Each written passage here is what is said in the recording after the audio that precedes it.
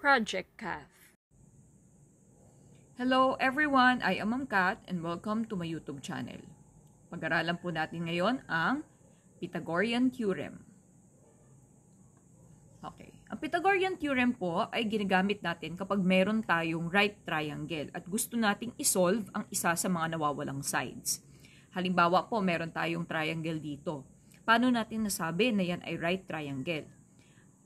Ito po, itong palatandaan na to na parang square sa isa sa mga angles ng ating triangle ay nagsasabing ito po ay right triangle. Dahil ito po ay right angle. Kapag wala ka nakitang ganyan, maaari naman na 90 degrees ang nakalagay na sukat nito. So, kung may nakita kang ganyan, automatic yung triangle mo ay isang right triangle. Ngayon, yung side na opposite ng ating right angle, ito po yun, tatawagin natin yan na hypotenuse.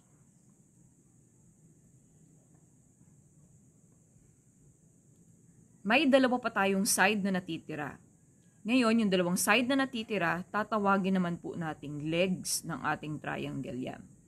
Ngayon, sabi sa Pythagorean Theorem, the sum of the squares on the legs of a right triangle is equal to the square on the hypotenuse.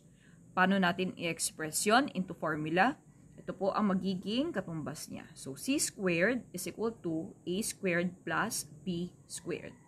Kung ang legs natin ay a and b, i-add lang po natin yung squares niyan at yun ay magiging katumbas ng square ng ating hypotenuse.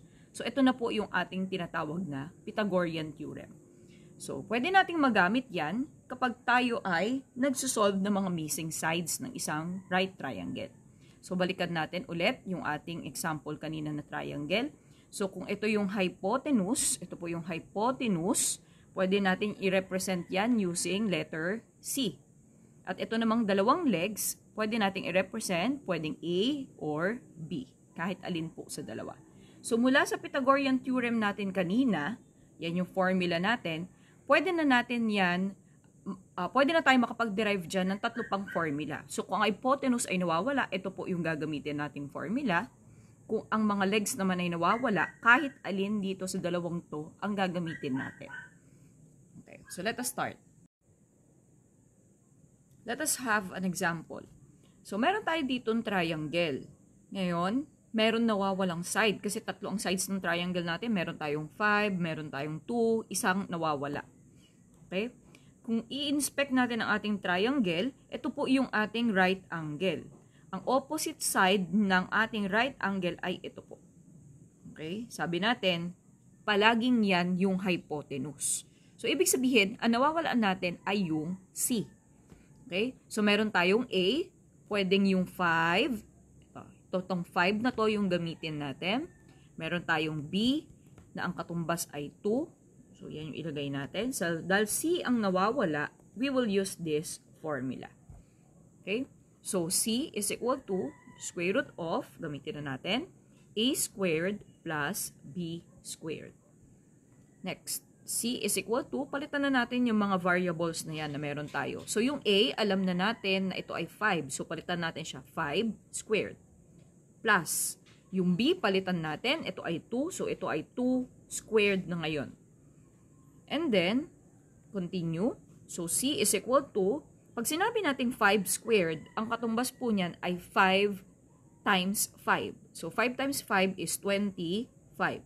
Plus, pag sinabi naman natin 2 squared, ang katumbas niyan ay 2 times 2. So, 2 times 2 is 4. Okay? Next, C is equal to, i-add lang po natin yung mga nasa loob. 25 plus 4 is 29. Ngayon, pwedeng yan naman na yung ating sagot, dagdagan na lang natin ng units, or pwede nating isolve yan sa ating calculator. So, kapag pinindot po natin yung square root ng 29 sa calculator, ang lalabas po dyan ay C is equal to 5.385 units. So, ito na po yung ating final answer.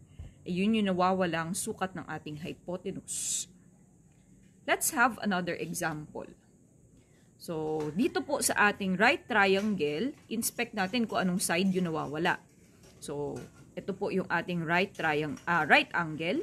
ito yung side na opposite sa kanya. So, ibig sabihin, meron tayong hypotenuse. Tama po ba? So, A natin ay itong side na to. Gamitin natin yan, 3.9. Kulang tayo ng isang side. So, pwede nating sabihin na si B ang nawawala. And then, ang ating hypotenuse ay 11. So, ang gagamitin natin, formula na ang nawawala ay si B.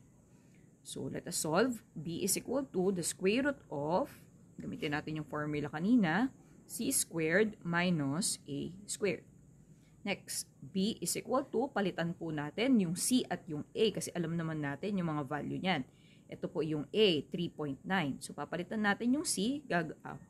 Mali. Ulitin po natin. So, ang papalitan natin ay yung C. Ito po yung C, 11. So, 11 squared minus, palitan natin yung A. Alam natin na ang A ay 3.9. So, isolve natin. 3.9 squared. Next, B is equal to the square root of, what is 11 squared? Sabi natin kanina, pag may squared, ita-times mo lang yun by itself. So, 11 times 11 is 121. Minus po yung sinulat natin, 3.9 squared. So, yung 3.9 squared ay katumbas ng 3.9 times 3.9. So, ito po ay 15.21. Next, B is equal to, subtract lang po natin yan, 121 minus 15.21. So, yan po ay 105.79. Yan. Malapit-lapit na po tayo. So, pindutin na lang po natin sa ating calculator ang square root of 105.79. So, 105.79. Ang square root po niyan ay 10. Aalisin na pa po natin dito. Wait lang. Yan. So, mawawala na yung square root. Sasagot natin. So, this is now 10.285. Dagdagan na lang natin ng units. Yan. So, ibig sabihin, ito na po yung ating nawawalang sukat ng side ng ating triangle. Next example. So, meron po tayo dito right triangle pa rin, pero inspect ulit natin at alamin natin kung ano yung nawawala. So, kung ito po yung ating right angle, ito po yung ating hypotenuse. Tama po ba? So, nawawala na naman ang ating hypotenuse. So, this is C. So, gagamitin nating formula ay yung C po. Pero, i-assign muna natin sino si A at sino si B. So, pwede natin gawing A is equal to 3 and B is equal to 7. Next. So, C ang nawawala natin. So, C, yan. C ang gagamitin natin formula. So, C is equal to the A squared plus B squared. Ang haba ng sulat ng square root ko. Ayusin natin. Yan. Next, C is equal to, palitan natin yung ating A at B. So, this is 3 squared plus yung B natin, 7. So, ito magiging 7 squared.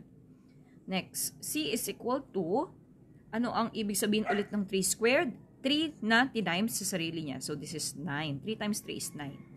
Plus, 7 squared is 7 times 7.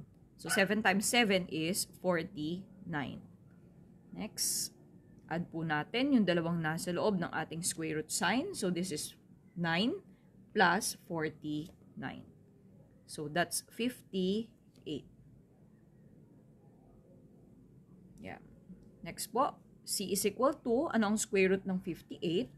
So, square root of 58 is, ayan, ito ay katumbas ng 7.615.